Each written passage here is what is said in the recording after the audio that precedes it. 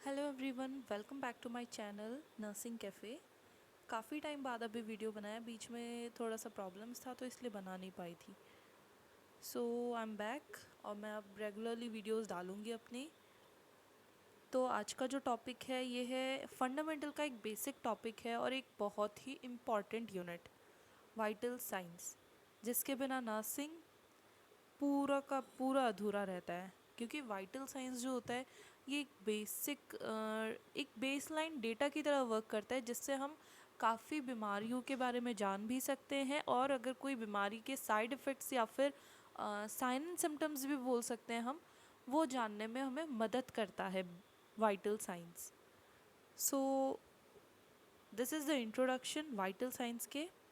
Vital science में क्या क्या मेजरमेंट्स आते हैं, इसमें क्या करते हैं हम, कुछ चीज़ों को मेजर करते हैं। हमारे बॉडी के जो वाइटल ऑर्गन्स हैं उनके फंक्शनिंग को इसमें हम मेजर कर रहे हैं। तो कौन सी चीज़ों को मेजर करते हैं देख लेते हैं। सबसे पहला इसमें है बॉडी टेम्परेचर, फिर पल्स, फिर ब्लड प्रेशर, फिर रेस्पिरेशन, और एक फिफ्थ वाइटल साइन भी है जिसको हम कहते हैं पेन। ठीक है, तो एक एक करके हम इसमें सारे वाइटल साइंस देखेंगे। आज की क्लास में मैं सिर्फ टेम्परेचर बताऊंगी, ठीक है, कि टेम्परेचर, बॉडी टेम्परेचर क्या होता है, अल्ट्रेशंस क्या होते हैं, कौन से साइट्स से हम ले सकते हैं, टाइप्स ऑफ टेम्परेचर, पायरेक्सिया वगैरह जो भी है वो बताऊंगी। ठीक है, तो सबसे पहले हम वाइटल साइंस क्या होता है। वाइटल साइंस जो होते हैं ये क्विक और एफिशिएंट तरीका होता है जिससे हम पेशेंट की कंडीशंस को और या फिर कोई प्रॉब्लम्स को आइडेंटिफाई करना, या फिर पेशेंट का जो भी चेंजेस हमने जो भी प्लान करके जो भी इम्प्लीमेंट किया होता है पेशेंट पर, उसकी वजह से क्या चेंजेस आए उसको इवैल्यूएट करने में हमें हेल्प करता है। एक एफिशिएंट वे होता है ये सारी चीज़ें मॉनिटर करने के लिए। ठीक है, और एक वाइटल साइंस जो होते हैं वो दूसरे वाइटल साइंस को बहुत ही ज़्यादा इन्फ्लुएंस कर सकता है। ठीक है, जैसे कि टेम्परेचर, मान लो टेम्परेचर है, टेम्परेचर किसी को बुखार आया है, ठीक है, टेम्परेचर राइज हुआ है, तो उसी के साथ साथ हमारा जो पल्स रेट भी होता है वो भी इंक्रीज़ होता है ड्यूरिंग फीवर। ठीक है, तो वही कि एक वाइटल साइंस जैसे बॉडी टेम्परेचर था वो जब इंक्रीज़ हुआ, दूसरा वाइटल साइंस हमारा पल्स रेट भी इंक्रीज़ हो गया। ठीक है, तो एक जो वाइटल साइंस है वो दूसरे वाइटल साइंस को इन्फ्लुएंस करता है। अब वाइटल साइंस लेने के कुछ गाइडलाइंस होते हैं। ठीक है, ये सारा का सारा जो है ये आईएनसी के सिलेबस के अकॉर्डिंग ही बता रही हूँ मैं।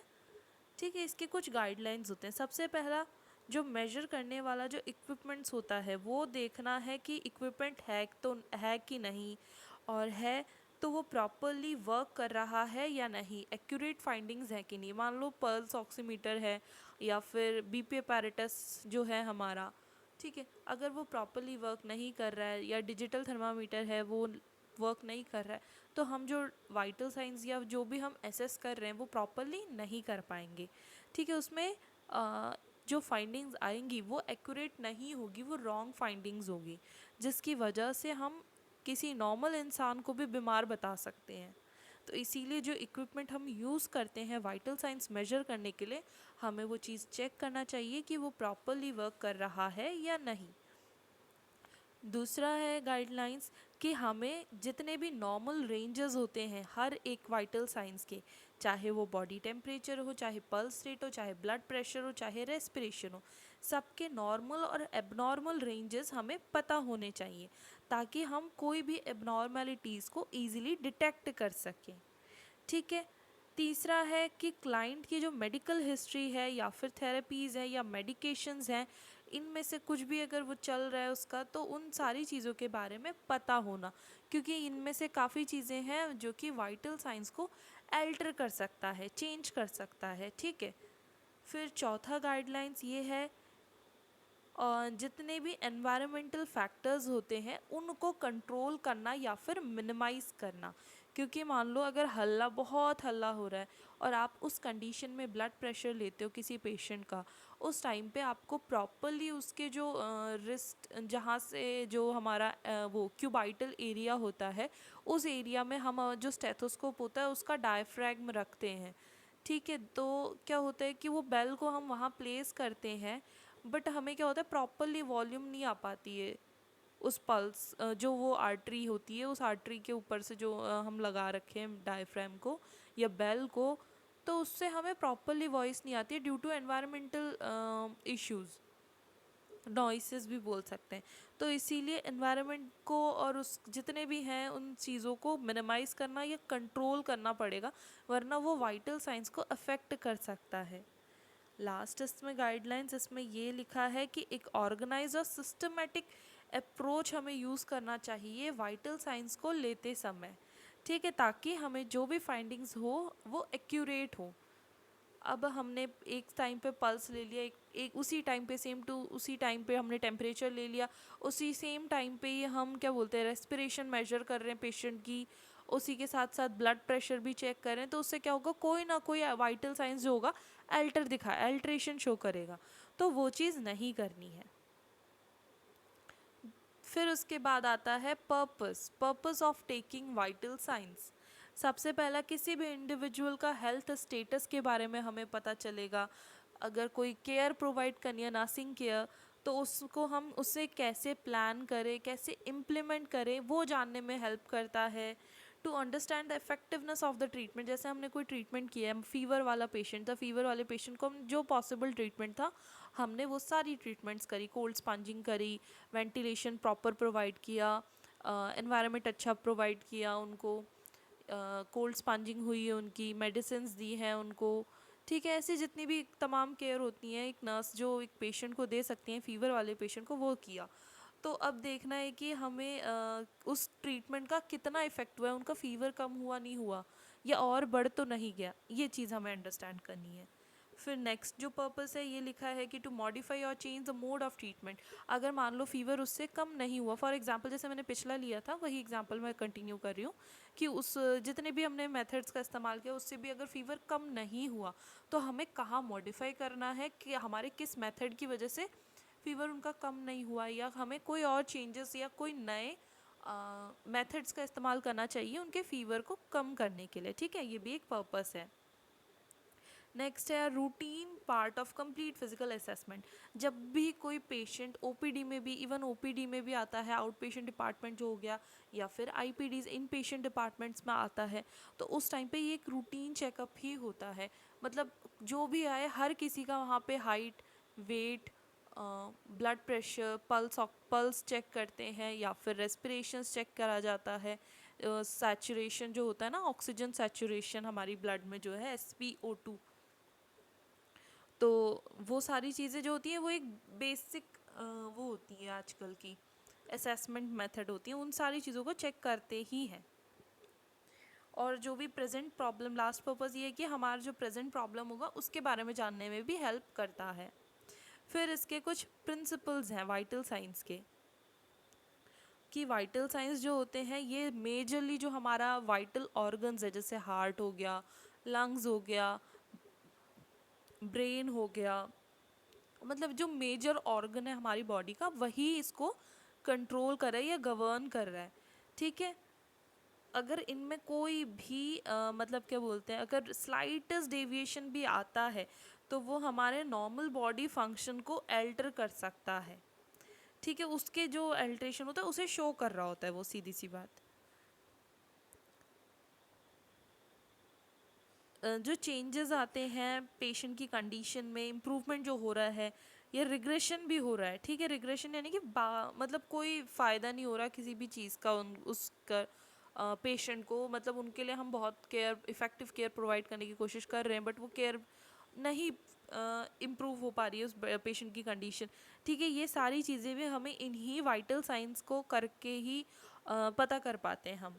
Significant variation in these findings may indicates problem regarding to insufficient consumption.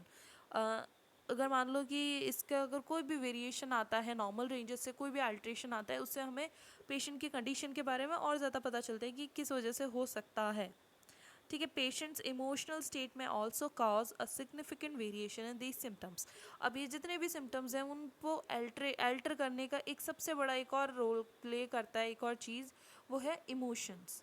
जो पेशेंट का जो इमोशनल स्टेटस होगा उस टाइम पे, चाहे वो एंग्री हो, क्या पता रो रहा हो, सैड हो, या कंफ्यूज हो, एंग्शियस हो, एंजाइटी हो उनको, तो उस वजह से भी उनके वाइटल साइंस अल्टर कर सकता है, या कहीं से भाग कर आया हो, एक्सरसाइज करके आया हो, ठीक है, उस टाइम पे क्या होता है, रेस्पिरेटरी रेट जो होती है वो इंक्रीज़ हो जाती है, बॉडी टेम्परेचर भी थोड़ा इंक्रीज़ होता है नॉर्मल से, जैसे आप कहीं से भाग के आ रहे हो तो आपका टेम्परेचर भी इंक्रीज़ हो चुका होता है। ठीक है, अब आती है इनकी टाइप्स। जैसे मैंने स्टार्टिंग में बताया था कि हम लोग कौन से जो वाइटल साइंस है वो लेते हैं। पहला तो हमारा है बॉडी टेम्परेचर, फिर है हमारा पल्स, फिर रेस्पिरेशन, फिर ब्लड प्रेशर और लास्ट है हमारा पेन। ठीक है, तो सबसे पहले हम पढ़ेंगे बॉडी टेम्परेचर के बारे में। टेम्परेचर क्या होता है, ये एक हमारी बॉडी के द्वारा एक हीट जो होता है उसे मेंटेन किया जाता है, उसी डिग्री को हम टेम्परेचर कहते हैं। ठीक है, ये एक नॉर्मल बैलेंस होता है, हमारी बॉडी जो भी हीट प्रोड्यूस कर रहा है और हीट लॉस कर रहा है उसके बीच में जो बैलेंस होता है वही हमारा बॉडी टेम्परेचर होता है। मेजरली इसको 3 तरीके से है, या 3 पोर्शन से हम मेजरली लिया जाता है जो टेम्परेचर होता है। ओरल टेम्परेचर हम लेते हैं, एक्सियल टेम्परेचर लेते हैं, रेक्टल या टेम्पैनिक टेम्परेचर बहुत कम टाइम जो होता है, कम केसेस में लिया जाता है। लेकिन सबसे ज़्यादा अगर कोई टेम्परेचर कहीं से लेते हैं वो ओरल और एक्सिलरी टेम्परेचर होता है। उसका नॉर्मल रेंज इसमें दे रखा है 98.6 डिग्री फ़ारेनहाइट जो होता है वो नॉर्मल रेंज है, और सेल्सियस में 37 डिग्री सेल्सियस। ठीक है, रेक्टल या टेम्पैनिक टेम्परेचर जो होता है वो 99.6 डिग्री फ़ारेनहाइट होता है, और सेल्सियस में 37.5 डिग्री सेल्सियस। वहीं एक्सिला में जो टेम्परेचर हम लेते हैं वो है 97.6 डिग्री फ़ारेनहाइट होता है, और सेल्सियस में 36.4 डिग्री सेल्सियस। इसकी कुछ फिजियोलॉजी है कि बॉडी टेम्परेचर जो है 2 तरीके की होती है, कोर टेम्परेचर और सरफेस टेम्परेचर। कोर टेम्परेचर जो होता है वो हमारे डीप टिश्यूज़ हो गए या फिर जो हमारे वाइटल ऑर्गन्स हो गए उनकी जो टेम्परेचर होती है उसे हम कोर टेम्परेचर कहते हैं। ठीक है, और जो सरफेस टेम्परेचर होता है जो कि हम जैसे ये ओरल स्किन से जो हम ले रहे हैं, हमारा एक्सियल टेम्परेचर हो गया। ठीक है, ये जो होता है ये हमारा हो गया ये सरफेस टेम्परेचर में। वहीं हमारा रेक्टल टेम्परेचर, वजाइनल टेम्परेचर या फिर क्या बोलते हैं ओरल टेम्परेचर जो हो गया, ये सारा हमारा कोर टेम्परेचर को रिप्रेजेंट कर रहा है। ठीक है, जो नॉर्मल बॉडी टेम्परेचर है वो डिपेंड करेगा कि कब, कहाँ और किसका मेजर कर रहे हैं हम। ठीक है, और ये कैसे रेगुलेट होता है बॉडी टेम्परेचर वो देख लेते हैं। पेशेंट जो फीवर का जो पेशेंट होता है उसको जब हम केयर प्रोवाइड करते हैं, ठीक है, बॉडी टेम्परेचर जब बढ़ गया हो या मॉडरेटली बढ़ा हो या फिर बहुत ज़्यादा बढ़ गया हो, उस टाइम पे हमको कुछ टेम्परेचर को रिड्यूस करने के कुछ मेथड्स होते हैं बॉडी को कूल करने के। तो सबसे पहला है कि जो इलेक्ट्रिक फ़ैन हो गया उसके एक्सपोजर में रखना, या फिर कोल्ड ड्रिंक्स को हम एडमिनिस्टर करना। कोल्ड ड्रिंक्स नहीं बोला गया है, कूल ड्रिंक्स, ठंडे पानी जो होती है उसको एडमिनिस्टर करना चाहिए। आइस बैग्स का या फिर कोल्ड कंप्रेस का इस्तेमाल करना चाहिए हमें। कोल्ड स्पंजिंग या कोल्ड पैक्स का इस्तेमाल करना चाहिए, या फिर कोल्ड बाथ कराना चाहिए, या ice cold lavages and enemas provide कराने चाहिए, या फिर हमें हाइपोथर्मिक ब्लैंकेट्स या फिर मैट्रेसेस जो होती हैं उनका इस्तेमाल करना चाहिए इस बॉडी टेम्परेचर को रेगुलेट करने के लिए, अगर इंक्रीज़ हो जाता है तो। ठीक है, अभी जो हमारी बॉडी में जो हीट प्रोड्यूस हो रहा है उसको क्या क्या चीज़ें इन्फ्लुएंस कर सकती है, या कौन सी फैक्टर्स हैं जो इनको अल्टर कर सकता है। सबसे पहला है मेटाबॉलिज्म। जैसे खाने का जो हमारा जो भी केमिकल रिएक्शन हमारी बॉडी में हो रहा होता है उसी को हम मेटाबॉलिज्म कहते हैं। ठीक है, तो उसकी वजह से भी हमारा बॉडी को जो होता है वो बहुत ज़्यादा गर्म हो जाता है। मैंने जैसे पहले ही बताया था कि जैसे भाग के आएंगे, एक्सरसाइज वगैरह करके आएंगे तो हमारी बॉडी तब भी गर्म होती है, और रेस्पिरेशन रेट जो होता है वो भी इंक्रीज़ होता है, तो उसकी वजह से भी हीट प्रोड्यूस होता है। ये प्रोडक्शन है कि हमारी बॉडी में हीट कैसे प्रोड्यूस होता है, उसके फैक्टर्स क्या क्या इन्फ्लुएंस हो रहे हैं वो देख रहे हैं। अगर स्ट्रॉन्ग इमोशन, जैसे हम बहुत ज़्यादा एक्साइट हो जाते हैं या नर्वस हो जाते हैं, एंग्जाइटी हो जाती है, या फिर हम बहुत ज़्यादा रोते हैं, उस टाइम पे भी हमारा फेस या फिर हमारा फेस हो गया, ये सारी चीज़ें बहुत ज़्यादा गर्म हो जाती हैं। फिर चेंज इन एटमॉस्फेरिक टेम्परेचर, जैसे हमारा एटमॉस्फेयर का टेम्परेचर है उसमें चेंज होने की वजह से भी हमारी जो बॉडी होती है वो गर्म हो जाती है। जैसे इस गर्मी के मौसम में अगर 1 घंटा 2 घंटा हम डायरेक्ट सन के टेम्परेचर कांटेक्ट में हैं और चल रहे हैं धूप में, तो हमारी बॉडी भी गर्म पड़ जाती है ना, सिर भी गर्म हो जाता है एकदम, तो वो भी फैक्टर इन्फ्लुएंस कर रहा होता है। लास्ट है कोई डिजीज़ कंडीशन, जैसे बैक्टीरियल इन्फेक्शन हो गया या कुछ हो गया, उसकी वजह से फीवर आना, टेम्परेचर बढ़ जाना। ठीक है, ये हीट प्रोडक्शन था। अब हीट लॉस के लिए कौन से फैक्टर इन्फ्लुएंस कर रहे हैं? पहला है हमारा स्लीप। हम सोते समय हमारा बॉडी का टेम्परेचर जो होता है बहुत ज़्यादा लो होता है। दूसरा है फास्टिंग। फास्टिंग की वजह से क्या होता है कि हम खाना प्रॉपरली नहीं खा पाते, तो जो पेट का, जो हमारा स्टमक का जो मेटाबॉलिज्म होता है वो लो हो जाता है, और उस वजह से हमारा बॉडी का टेम्परेचर भी लो हो जाता है। तीसरा है illness and lower Vitality. Nervous system depress होने की वजह से हीट प्रोडक्शन जो होता है वो कम हो जाता है। फिर चौथा है प्रोलॉन्ग्ड एक्सपोजर टू कोल्ड। जैसे हम ठंड के समय पे बाहर निकलते हैं या कुछ भी करते हैं या नंगे पाँव घूमते हैं पानी में या कोई काम कर रहे हैं, तो उस टाइम पे क्या होता है, लंबे समय तक हमारे हाथ पैर या हमारा मुंह जो होता है ठंडा पड़ जाता है, तो वो इसी वजह से होता है, जो एनवायरमेंटल फैक्टर है। लास्ट है इसमें नारकोटिक्स ड्रग्स का इस्तेमाल करते हैं तब भी हमारी शरीर जो होती है वो ठंडी पड़ जाती है। ठीक है, अब बॉडी टेम्परेचर लेने के कौन से तरीके होते हैं या किस साइट्स से हम बॉडी टेम्परेचर ले सकते हैं? तो ये पहला जो आपको दिख रहा है ये है ओरल टेम्परेचर। ठीक है, ओरल टेम्परेचर हम जो माउथ से लेते हैं, ठीक है, माउथ में क्या है, जो हमारा टंग होता है, टंग के नीचे पोर्शन जो होता है वहाँ पर थर्मामीटर को प्लेस करते हैं, जैसे आपको इस डायग्राम में दिख रहा है।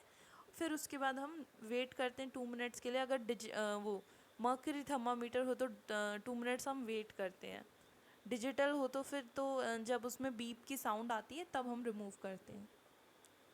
दूसरा है एक्जिला, जो कि अंडर आर्म्स भी बोलते हैं, उसमें हम रखते हैं और फिर एसेस करते हैं। फिर आता है ग्रोइन। ग्रोइन जैसे आपको इसमें दिख रहा है, थर्ड डायग्राम में लिखा हुआ है, एक नेक लिखा है, दूसरा आर्मपिट्स लिखा है, तीसरा ग्रोइन लिखा है। तो ग्रोइन एरिया में भी जब ग्रोइन एरिया से टेम्परेचर लिया जाता है, ठीक है। फिर वजाइना, ये वजाइना के अंदर डाला जाता है, डिस्पोजेबल होता है, इसको फिर एक 1 टाइम यूज़ होता है, ये इसको यूज़ करते हैं फिर डिस्कार्ड कर देते हैं, वजाइनल टेम्परेचर लेते हैं इससे। फिर ये है पांचवा है हमारा रेक्टम, कि रेक्टम से जो लेते हैं टेम्परेचर, ये भी डिस्पोजेबल आइटम होता है, इसको 1 टाइम यूज़ करते हैं फिर थ्रो कर देते हैं।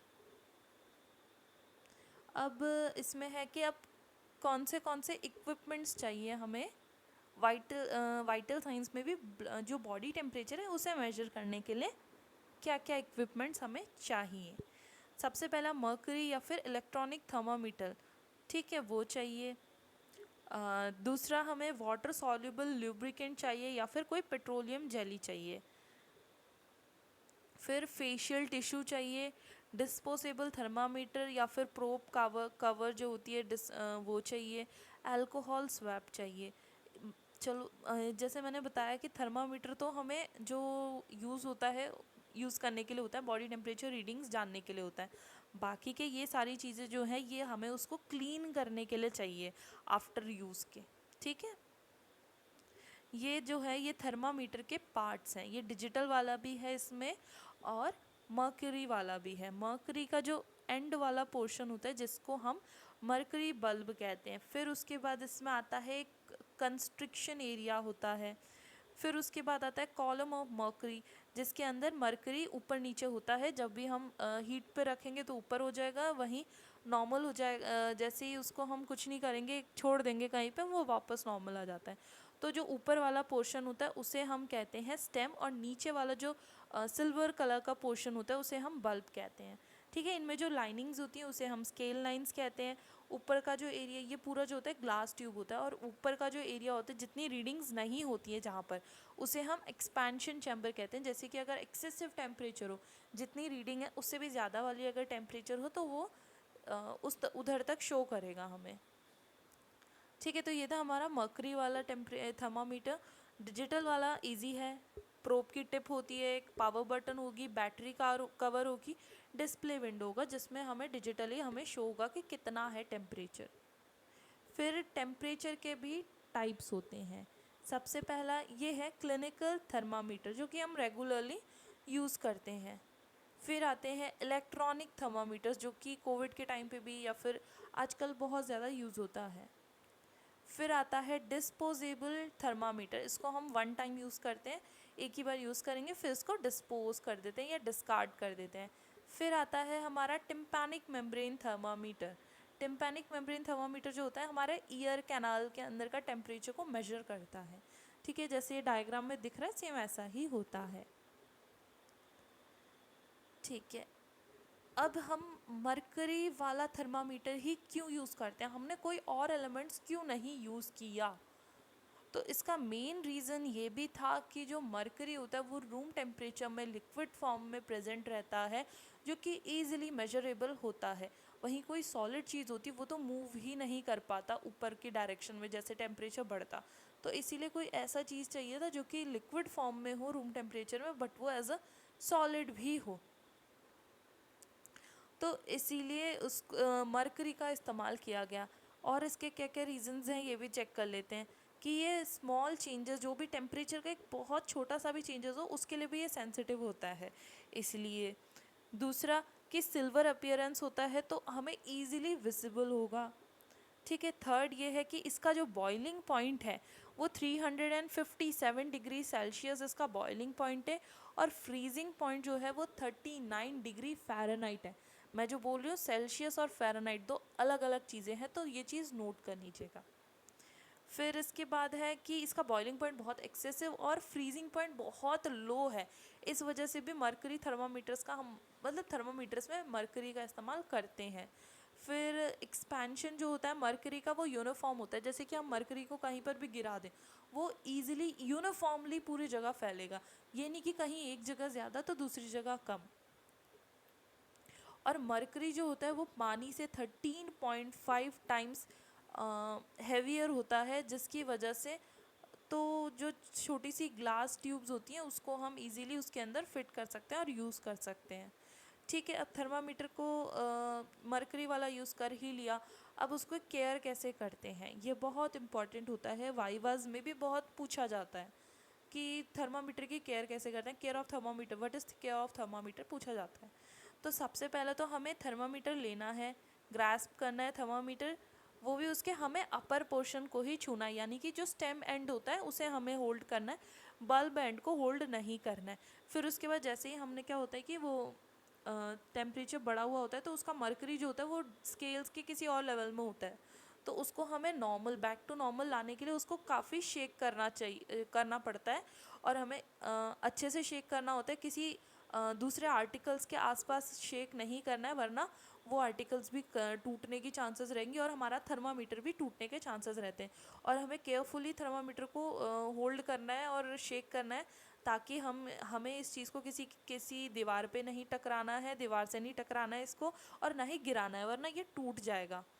थर्मामीटर जो होता है इसको कभी हमें हॉट वाटर के साथ वॉश नहीं करना है, इसको सिर्फ और सिर्फ क्योंकि वो एक्सपैंड कर देता है मरकरी को, तो इसीलिए हमें नॉर्मल वाटर के साथ ही इसे वॉश करना है। फिर क्या है, जो यूज्ड थर्मामीटर है उसको हम सोप से और वाटर से क्लीन करेंगे और डिसइंफेक्टेंट से डिसइंफेक्ट करेंगे।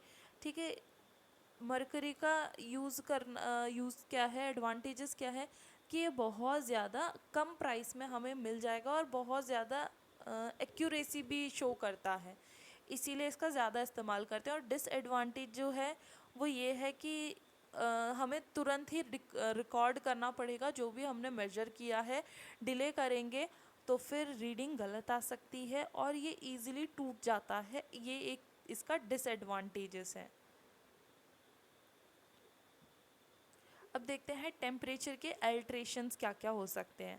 सबसे पहला है हाइपरथर्मिया, नाम में हाइपर का मतलब एक्सेसिव, थर्मिया का मतलब टेम्परेचर, जब बॉडी का टेम्परेचर एक्सेसिव अमाउंट में बढ़ जाता है उसे हम हाइपरथर्मिया कहते हैं।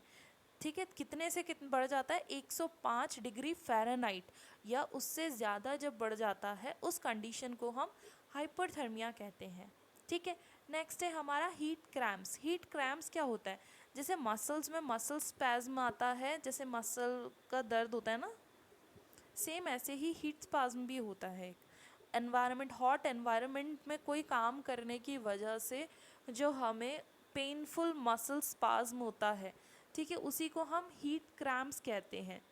ठीक है, वो ज़्यादातर किसकी वजह से होता है, हमारी बॉडी में फ्लूइड और इलेक्ट्रोलाइट की कमी के वजह से, क्योंकि उस टाइम पे गर्मी में काम करते हैं, स्वेटिंग होती है, तो क्या होता है कि फ्लूइड और इलेक्ट्रोलाइट हमारी बॉडी का कम हो जाता है, उस वजह से हीट क्रैम्प्स आती हैं। फिर आता है एक term heat exhaustion. Heat exhaustion एक ऐसी कंडीशन होती है जब हमारी बॉडी बहुत ज़्यादा हीट हो जाती है, उस टाइम पर हमारी बॉडी एग्जॉस्ट हो जाती है, उसी को हम हीट एग्जॉशन कहते हैं। फिर आता है हीट स्ट्रोक। हीट स्ट्रोक जो होता है ये बहुत ज़्यादा सीरियस हीट रिलेटेड इलनेस होती है, और जहाँ ये एक ऐसा कंडीशन होता है जिसमें हमारी बॉडी का हीट रेगुलेशन जो सिस्टम होता है उस पर से कंट्रोल छूट जाता है। ये तब होता है हमारी बॉडी जो होती है वो कंट्रोल नहीं कर पाती है बॉडी के टेम्परेचर को, ठीक है, उसको रेगुलेट नहीं कर पाती है प्रॉपरली, तो उस कंडीशन को हम हीट स्ट्रोक कहते हैं। जब हीट स्ट्रोक होता है तो जो हमारा बॉडी का टेम्परेचर है वो 106 डिग्री फ़ारेनहाइट से भी हायर चले जाता है 10 से 15 मिनट के अंदर अंदर। ठीक है, अगला इसमें आता है हाइपोथर्मिया। हाइपो का मतलब होता है कम और थर्मिया का मतलब बॉडी टेम्परेचर, यानी कि जब बॉडी टेम्परेचर डिक्रीज़ हो जाता है, कितना 35 डिग्री सेल्सियस से कम या फिर 95 डिग्री फ़ारेनहाइट से कम, उस कंडीशन को हम हाइपोथर्मिया कहते हैं। ये 5 कंडीशन समझ में आ गई जो कि हीट जो टेम्परेचर है उसके अल्ट्रेशन है। Hyperthermia, heat cramps, heat exhaustion, heat stroke और हाइपोथर्मिया। फिर इसके बाद अब इसमें एक टर्म आता है फीवर या फिर पायरेक्सिया। ठीक है, पायरेक्सिया फीवर दोनों एक ही चीज़ होती है। तो पायरेक्सिया या फीवर होता क्या है, ये हमारे बॉडी का टेम्परेचर जब 99 डिग्री फ़ारेनहाइट या फिर 37.2 डिग्री सेल्सियस से ज़्यादा हो जाता है उसको हम पायरेक्सिया या फिर फीवर कहते हैं। ये एक ग्रीक वर्ड है, ठीक है, जिसका मतलब होता है टू बी फेवरिश।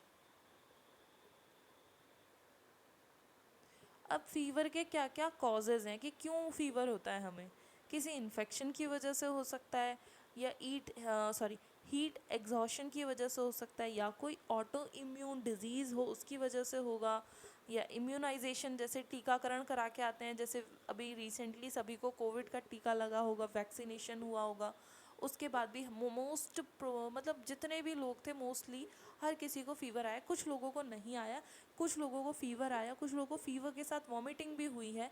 तो ये ऐसे सबकी अलग अलग साइन एंड सिम्टम्स सबने शो करी थी, तो उसकी वजह से भी फ़ीवर आ जाता है, या कोई फार्मास्यूटिकल ड्रग्स की वजह से, या फिर र्यूमेटॉइड आर्थराइटिस, सनबर्न, या फिर थ्रोम्बस की वजह से। थ्रोम्बस जो होता है ना, ये क्लॉट जम जाना होता है, यानी कि खून का जो एक पोर्शन होता है वो कहीं पर भी जम जाना आर्टरीज़ में या फिर कहीं भी, उसे हम थ्रोम्बस कहते हैं।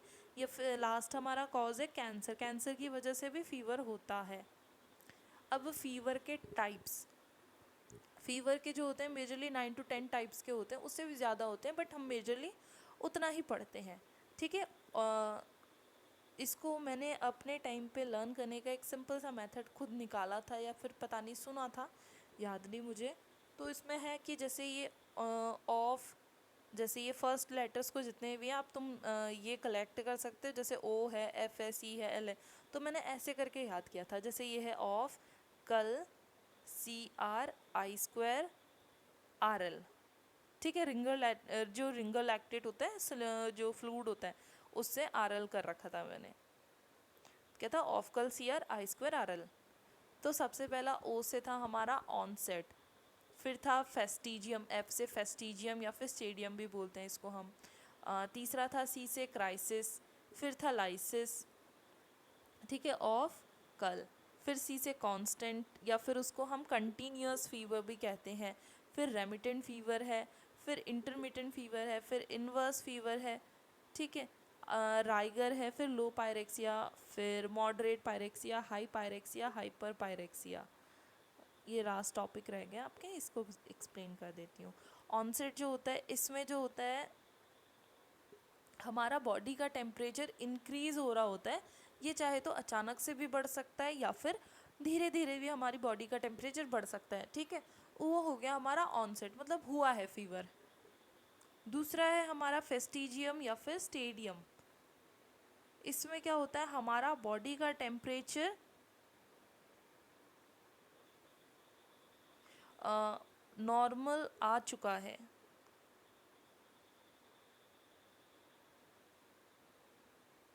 इसमें क्या होता है, फेस्टिजियम या फिर स्टेडियम में क्या होता है कि हमारा जो बॉडी का टेम्परेचर है वो जब इंक्रीज़ हुआ था वहाँ से बैक टू नॉर्मल आ चुका है। वो धीरे धीरे भी आता है या फिर सडनली भी। जैसे बॉडी का टेम्परेचर गिरता है ना, तो कभी कभार होता है कि अचानक गिर जाता है बॉडी का टेम्परेचर, या फिर अचानक से या गिरता है या फिर धीरे धीरे धीरे धीरे। जैसे अभी चेक किया टेम्परेचर 104 था, आधे घंटे 1 घंटे बाद किया 102 हुआ, फिर 900 हुआ, फिर 98 हुआ, तो ऐसे 99 हुआ, 98 हुआ। मतलब धीरे धीरे जो कम हुआ वो भी हो सकता है फेस्टिजियम या स्टेडियम में, या फिर अचानक से जैसे अभी मैंने देखा 104 था, नेक्स्ट टाइम देखा 98 हो गया या 99 हो गया, ठीक है। तो ये था हमारा फेस्टिजियम या फिर स्टेडियम। फिर आता है क्राइसिस। क्राइसिस जो होता है sudden return to normal temperature from a very high temperature within few hours और डेज। जैसे मान लो अभी टेम्परेचर था मेरा 104, अचानक से मेरा टेम्परेचर आधे घंटे या 15 से 20 मिनट के अंदर अंदर मेरा टेम्परेचर बैक टू नॉर्मल हो गया। तो ये था हमारा क्राइसिस। दूसरा है लाइसिस। लाइसिस में क्या है कि टेम्परेचर फॉल होगा बट एज जिगजैग मैनर में, ठीक है। क्राइसिस था, अचानक से गिर रहा था। लाइसिस में क्या है, जिगजैग मैनर में, कि अभी 104 था, फिर देखा 100 आ गया, फिर देख रहे 102 आ रहा है, फिर देख रहे 98 हो गया, फिर देख रहे 99 है, फिर 100 हो गया। तो कि क्या हो गया, जिगजैग मैनर में वो हो रहा है, फीवर नीचे आ रहा है। इससे क्या है कि सिम्टम्स जो होते हैं वो ग्रेजुअली डिसअपियर हो जाते हैं। फिर उसके बाद है कांस्टेंट या फिर कंटिन्यूअस फीवर।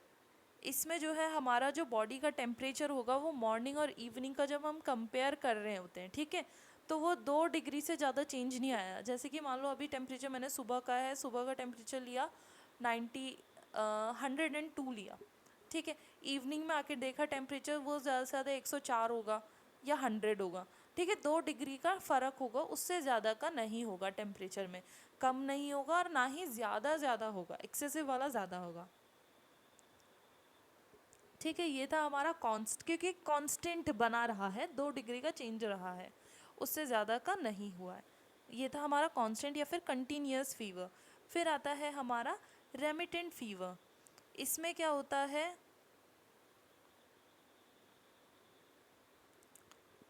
उसमें जो कांस्टेंट या फिर जो कंटिन्यूअस फीवर था उसमें वो नॉर्मल कुछ टाइम पीरियड के बाद वो नॉर्मल हो जाता है। रेमिटेंट फीवर में क्या होता है कि फीवर जो होता है वो 2 डिग्री से ज़्यादा का चेंजेस आया होता है मॉर्निंग और इवनिंग के बीच में। जैसे कि मॉर्निंग में आया है 104, इवनिंग में क्या पता 100 हो, क्या पता 99 हो, क्या पता 106 107 भी पहुंच गया हो फीवर। वैसे होता नहीं है, उतने तक पहुंचता नहीं है, मैंने कभी नहीं देखा है, लेकिन बाई मैं एग्जाम्पल के तौर पे ले रही हूँ आपको, ठीक है। लेकिन इससे क्या होगा, कभी भी वो नॉर्मल लेवल में रीच नहीं करेगा, नॉर्मल लेवल नहीं आएगा रेमिटेंट में। इंटरमिटेंट फीवर में क्या होता है, जो बॉडी का टेम्परेचर होता है वो नॉर्मल से सब नॉर्मल से हाई में पहुंच जाता है कभी भी, और एक रेगुलर इंटरवल ऑफ टाइम में वापस से नॉर्मल हो जाता है। वो चाहे तो कुछ घंटे भी हो सकते हैं या उससे 3 दिन भी हो सकते हैं। जैसे अभी बड़ा है, अब बड़ा है तो 2 घंटे बाद नॉर्मल हो गया, और नेक्स्ट डे फिर से उस टाइम पे बढ़ गया, फिर उसके बाद कम हो गया। ये मोस्टली जो होता है इसमें इवनिंग में टेम्परेचर हाई रहता है और मॉर्निंग में कम हो जाता है, ठीक है। जैसे कि मान लो अभी इवनिंग के टाइम पे अगर टेम्परेचर ले रहे हैं 103 है, ठीक है, मॉर्निंग के टाइम पे ले रहे हैं तो 98 हो गया, 99 हो गया, 100 हो गया, ऐसे है। फिर उसी दिन इवनिंग में ले रहे हैं, फिर से 102, 104 है। फिर मॉर्निंग में देख रहे हैं नहीं है फीवर। ठीक है, तो ये ऐसा जो होता है इवनिंग के टाइम पे जो बढ़ रहा होता है वो हमारा इंटरमिटेंट फीवर है। इन्वर्स फीवर जो होगा वो इसका एकदम उल्टा हो जाता है।